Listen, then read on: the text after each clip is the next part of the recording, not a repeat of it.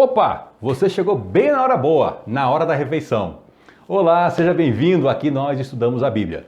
E estamos nesse momento no meio da refeição da Santa Ceia do Senhor. Estamos acompanhando essa história no Evangelho de Lucas, no capítulo 22. E estamos agora ali na transição do versículo 18 para o 19. Se você perdeu o começo da história, volte no vídeo anterior, tá? Para poder pegar aqui a história toda. Mas nesse momento, Jesus está lá na refeição com eles, né? Ele acabou de pegar o primeiro cálice da refeição, que nós já vimos que são dois, né, na Páscoa. Pegou o primeiro e falou, ó, tomem, partilhem entre vocês, porque eu só bebo de novo do fruto da videira lá no reino de Deus. Em seguida, ele pegou o pão, deu graças. Aliás, quando ele pegou o cálice, ele também deu graças, tá? Jesus sempre agradecia a Deus. Tomou o pão, deu graças, partiu o pão e deu para os discípulos. E aí ele falou algo interessante. Veja só. Tomem, isso aqui é meu corpo, que é dado em favor de vocês. Façam isso em memória de mim. 2000 anos de história da igreja e nós estamos ainda celebrando a ceia do Senhor em memória dele, aguardando a volta do Senhor. Nós celebramos isso continuamente, em toda a terra é feita essa refeição sagrada, sempre lembrando do que Jesus fez por nós e aguardando a volta dele. Da mesma forma, depois da ceia, ele tomou o cálice. Então, olha só a sequência.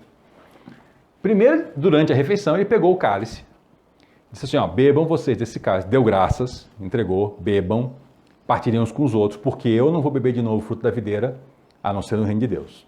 Aí ele partiu o pão, deu graças, partiu o pão, distribuiu, e falou assim, isso aqui é meu corpo que é dado por vocês. Façam isso em minha memória. Veja que o primeiro cálice ele não mandou repetir em memória dele. Por quê? Porque não era o cálice que a gente usa na Santa Ceia. Não era esse, eram dois cálices na refeição pascal. Agora sim ele pega, depois da ceia, então primeiro eles comem o pão, por isso tem essa separação, né? Primeiro eles comem o pão, e aí depois da ceia ele pega o cálice pós-ceia, e aí sobre esse ele fala, esse é o cálice da nova aliança. Esse é o meu sangue derramado por vocês. Aqui a gente tem o cálice da ceia. Pegou a diferença? Então, vamos falar um pouquinho sobre sangue derramado. Já lhe contei que na refeição pascal, eles sacrificavam um cordeiro. Eu expliquei a diferença de sacrifício e abate, é que o sacrifício ele tem uma conotação de uma separação especial. Esse cordeiro era o cordeiro santo. Não se jogava fora o que sobrava, enfim, aliás, nem se quebrava osso, tá? Nessa refeição não podia ser quebrado o osso do cordeiro. Também era uma prefiguração de Jesus na cruz, que não teve nenhum osso quebrado. Mas vamos lá. Toda aliança no mundo antigo, todo pacto, todo acordo, era celebrado com sangue. Quando Deus faz o seu pacto com o seu povo, também esse pacto envolve sangue. Então, quando eles matavam o cordeiro para comer, o sangue era derramado, não se podia usar o sangue como alimento, e tinha um simbolismo no sangue. Olha, esse é o sangue do pacto, como um cordeiro, como uma carne, como uma gordura. Mas o sangue não, o sangue é o sangue do pacto. É nesse sangue que está a vida do animal. Então eles tinham sempre essa ideia. O sangue sela o pacto. E vários pactos antigos envolviam sangue. Então sempre aquela coisa, né? Você pode pensar assim, mas é só um abate de animal, até hoje a gente abate animal e derrama o sangue lá no matador é derramado, né? E aí? Não, mas aqui era pacto, aqui era aliança entre Deus e os homens. Quando Jesus pega o cálice depois da ceia e fala assim, esse é o cálice do meu sangue, e é o sangue da nova aliança, para um judeu, no caso os 12, isso tinha um significado muito óbvio. Toda aliança entre Deus e os homens envolvia sangue. Jesus está dando ali o cálice, como sendo o sangue dele, para que eles bebam. Então, temos aqui uma nova aliança entre Deus e os homens. Tivemos a aliança lá no passado. Tivemos aliança, por exemplo, né? Deus teve aliança lá com Noé. Nós temos lá o pacto de Noé. Nós tivemos ali aliança com Abraão. Sim, Deus faz aliança com Abraão. Depois Deus faz aliança com o povo de Israel, na fuga do Egito. Deus coordena essa saída, a gente chama de fuga, mas foi uma saída, né? Tem sangue. Quando é consagrada a tenda, que é o templo móvel, né, do povo de Israel no deserto, tem um pacto, tem sangue. Quando a tenda vira templo, lá na época de Salomão, Davi juntou o material e Salomão construiu, quando vão inaugurar, tem sangue. Então o judeu sempre tem isso na mente, aliança com Deus tem sangue, sangue marca aliança. Ali o sangue é o vinho. Jesus pega esse vinho, fala, bebam, esse vinho é o sangue. Esse é a nova aliança, é o novo pacto. Os 12 já entendem, opa, estamos celebrando algo novo aqui. E para nós que somos cristãos, o que eu vou dizer, por favor, preste atenção e não pegue pela metade. Nós não celebramos a Páscoa, nós celebramos a ceia. Qual é a diferença? Páscoa mesmo, Páscoa, é com cordeiro. Páscoa tem que matar o cordeiro, juntar todo mundo, comer, não pode jogar nada fora, se sobrar tem que queimar. Isso é Páscoa. A gente faz isso? Não. A gente faz ceia. Pão e vinho em memória de Cristo. Isso é ceia. Ainda que a gente use a data da Páscoa para comemorar, o que a gente comemora é a ceia do Senhor. Por quê? Porque é uma nova aliança. Não é a velha aliança lá feita no Egito, é a nova feita com Cristo. Entendeu a diferença? Então a época é da Páscoa, mas a nossa celebração não é da Páscoa, é da ceia. E aí o Senhor falou assim, na sequência, tá? Ele falou, ó, tá aqui o cálice, né? Esse é meu sangue derramado em favor de vocês. Aí a história do pacto, tá? Jesus falou assim, ó, eu vou derramar meu sangue em favor de vocês. Esse pacto é para benefício de vocês. Mas eis que a mão daquele que vai me trair está com a minha sobre a mesa. Naquela mesa que eles estavam ali comendo, né, com a mão direita apoiada sobre o cotovelo esquerdo comendo, o Senhor falou, quem vai me trair, a mão de quem vai me trair está sobre a mesa comigo. Ou seja, está comendo do mesmo prato, vamos dizer assim, né, da mesma mesa. O traidor não era um sacerdote, não era um fariseu, não era um escriba, não era um herodiano. O traidor era um dos 12. Isso foi grave. O Filho do Homem vai, como foi determinado, mas é daquele que o trair. Aqui tem uma chave importante para a interpretação da Bíblia como um todo. Hoje existe uma discussão sobre o que na verdade está certo. A soberania de Deus ou a escolha do homem? O homem tem escolha ou Deus é soberano? Na Bíblia, as duas coisas não se opõem. As duas coisas são verdade. Jesus está dizendo, o Filho do Homem vai, como foi determinado, mas ai daquele que o trair. Ou seja, é soberania de Deus que o Cordeiro de Deus, Jesus, seja sacrificado em nosso favor, como foi. Mas um homem decidiu trair Jesus. Isso foi escolha dele, não foi Deus que determinou. Ele escolheu que ele faria uma traição. Ele escolheu que ele seria alguém que usufruiria da bondade de Jesus, da sua companhia, da sua confiança e pegaria dinheiro para o trair. Então ele é 100% responsável pelo seu ato, como todos nós somos. Então, Deus é soberano? É, mas eu sou responsável pelo que eu faço. Sim, uma coisa não exclui a outra. E eles começaram a perguntar uns aos outros qual deles ia fazer isso, óbvio, né? Imagina uma bomba dessa cai nesse jantar maravilhoso. Eles estão ali a Páscoa, o momento... A Páscoa é o auge da vida judaica, é o que celebra o começo do ano, assim, o ano começa na Páscoa, né? Ali é que é o momento. E aí eles estão lá com Jesus, na capital do mundo, Jerusalém, jantando com o Messias, o Salvador da humanidade, o Rei de Israel. Estão ali naquele momento sublime e ele fala que vai ter uma traição. Imagina assim, o rei fala isso, né? Que um dos seus principais é um traidor. Claro que dá conversa. Quem será que vai ser o traidor? E aí o Senhor falou para eles uma coisa. Os reis das nações, ele está falando aqui sobre o sistema comum, né? O sistema dos povos. Eles dominam sobre eles e exercem autoridade. E as pessoas que dominam, elas são chamadas do quê? De benfeitores. Aqui é mais ou menos aquela lógica que você conhece, né? Imagina aquele político que foi ruim, aquele governante que as pessoas não gostavam, ele morreu botaram o nome dele numa obra pública. Os opressores do povo, os reis, os dominadores, eram chamados benfeitores. Era mais ou menos o seguinte, o cara ia, usurpava lá uma região, cobrava impostos exorbitantes, e aí um dia ele aparecia lá e fazia uma festa. Ó, nosso benfeitor! Era assim e é assim que funciona o sistema de dominação. Mas vocês não serão assim. Aqui o Senhor está estabelecendo que a sua igreja não funciona igual aos governos. E é incrível como passados 2000 anos, e ao longo desses 2000 anos, ainda tem lideranças exercendo autoridade desse jeitinho mundano.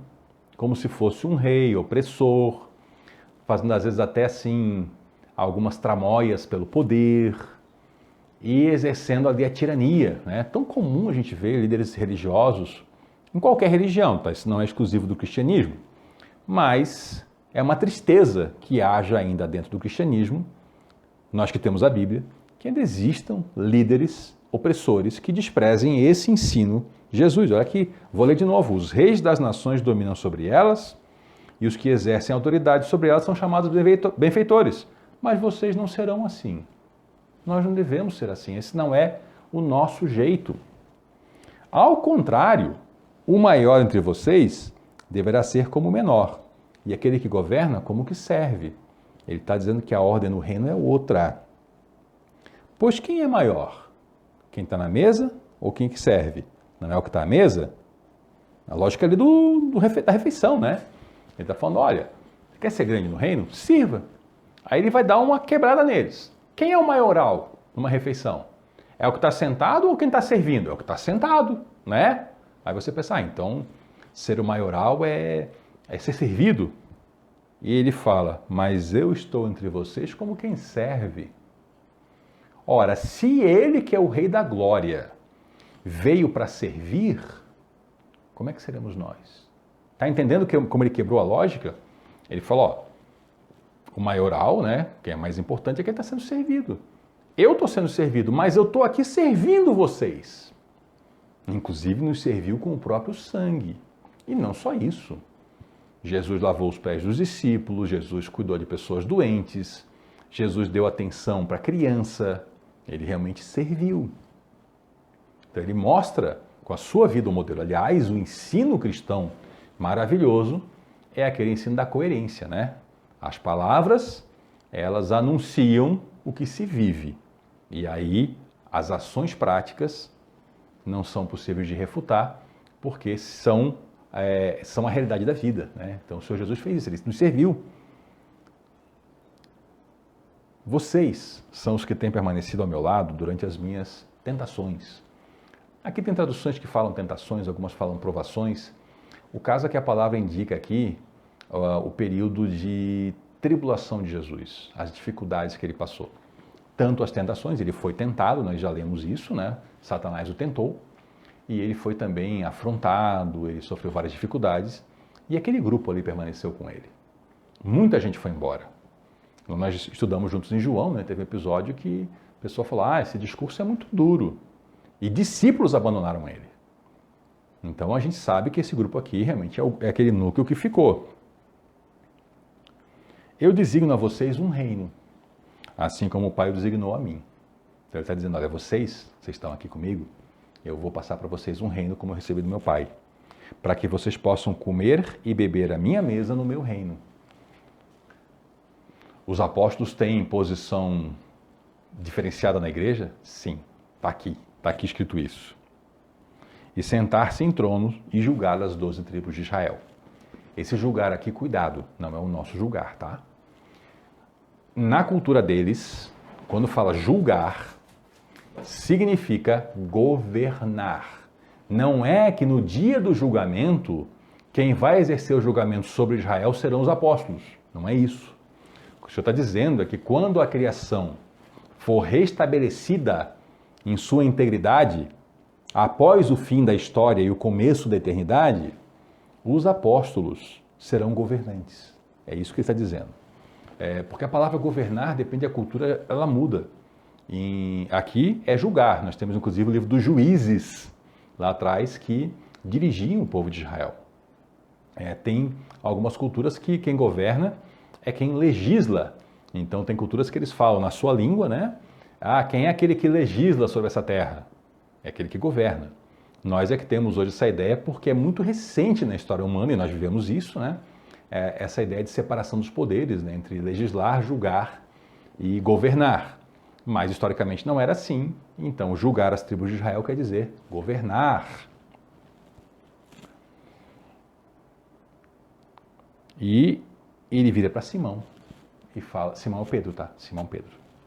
Simão, Simão, Satanás pediu você para peneirá-lo como trigo. Simão, Simão, Satanás é o próprio príncipe das trevas que entrou em Judas. Ele queria pegar Simão e fazer de Simão um trapo. Você já leu a história de Jó? E era isso que o diabo queria fazer com Simão. Isso, sim, a ideia era essa, né? Pedir a Deus permissão para pegar o Simão e arrasar com ele. E o Senhor fala assim, mas eu orei por você. E orou para quê? Para que a sua fé não desfaleça. O Senhor não orou para que Simão não fosse confrontado pelo diabo, ele orou para que ele permanecesse.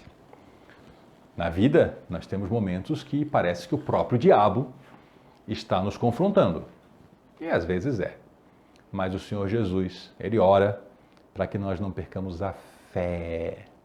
Então as pessoas passam por lutas. Qual é o foco? Manter a fé.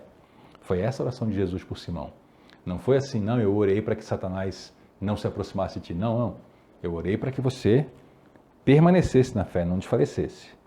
Quando você se converter, fortaleça os seus irmãos.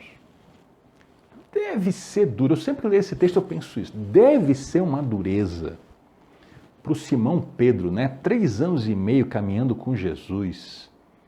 Fez tanta coisa com ele, expulsou demônio no nome dele. 3 anos e meio de convívio integral, muita coisa, né? Não é 3 anos e meio indo à aula, né? É vivendo junto, viajando junto, comendo junto e vivendo tudo em comunhão.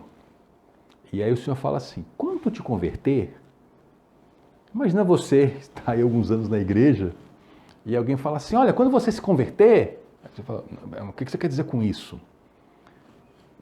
Tinha coisas em Simão que nem o Simão sabia, né?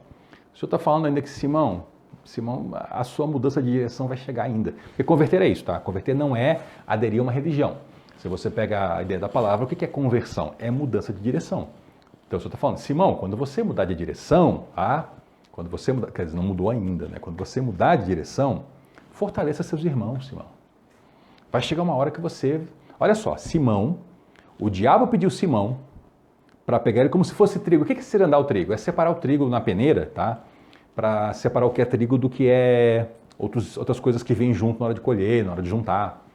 E aí o Senhor falou, ó, o diabo te pediu para te sacudir, mas eu orei para que você permanecesse na fé, tá, Simão? Simão deve ter pensado assim, quer dizer que o diabo vem então, né? E veio. Mas Simão, quando você mudar de direção, quando você realmente passar por essa transformação, fortalece os outros, Simão. Simão, ele usufruía de uma confiança de Jesus Cristo que era diferenciada. Veja que mesmo Jesus falando para ele que ele vai ainda passar por uma mudança de direção, ele está falando assim, Simão, é você que vai fortalecer os seus irmãos. Essa história a gente vai ver ainda lá em Atos, tá? Mas ó, a história de Simão é uma das histórias fantásticas. Aqui mais uma pausa, a gente já fizemos uma ainda há pouco, né? Ou melhor, desde o último vídeo, porque a história é longa, então eu estou indo aos pouquinhos, tá? Então aqui a gente vai pausar de novo para entrar no próximo vídeo, e aí você volta para a gente continuar fazendo o que a gente faz, que é estudar a Bíblia. Vamos lá?